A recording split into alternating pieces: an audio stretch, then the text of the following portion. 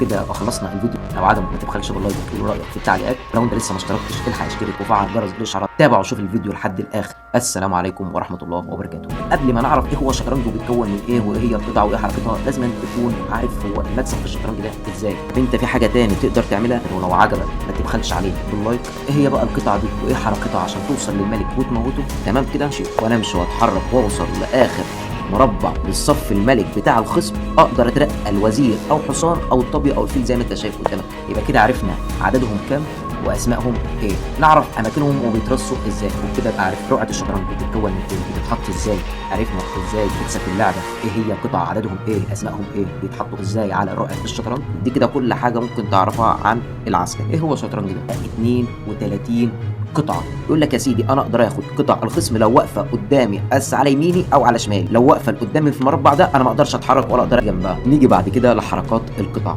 طب والملك ده بيموت ازاي؟ 16 معك ونفس ال 16 دول مع خصمك، يبقى انت كده كسبت في اللعبه دي. حاجه تاني نبقى واخدين بالنا منها كويس في الرقعه لما تيجي تبدا لعب، على طول المربع اللي تحت على يمينك اللي هو الاتش 1 ده في الاول عد معايا، ونبدا بالعساكر. نيجي بعد كده لحركه الحصان، نيجي بعد كده لحركه الفيل، نيجي بعد كده لحركه القلعه، نيجي بعد كده بقى لحركه اقوى قطعه فيهم وهو الوزير. لك جميع المربعات اللي هو اتحرك فيها ليه بقى، وبكده يبقى عرفنا حركات القطع بالتفصيل. تمام. ايه كمان؟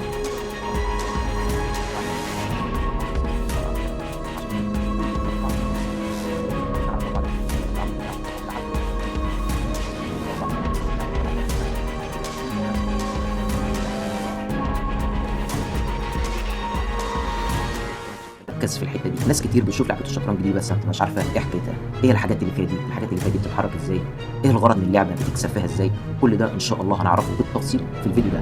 انا عبد الرحمن التلاوي. الفيديو ده هتكلم فيه عن شرح لعبه الشطرنج بالتفصيل. تابع وشوف الفيديو لحد الاخر، ولو عجبك ما تبخلش عليه باللايك وتقول رايك في التعليقات. ولو انت لسه جديد واول مره تخش القناه، اتشرف باشتراكك وانضمامك معايا في القناه. ويلا بينا نخش الفيديو على طول.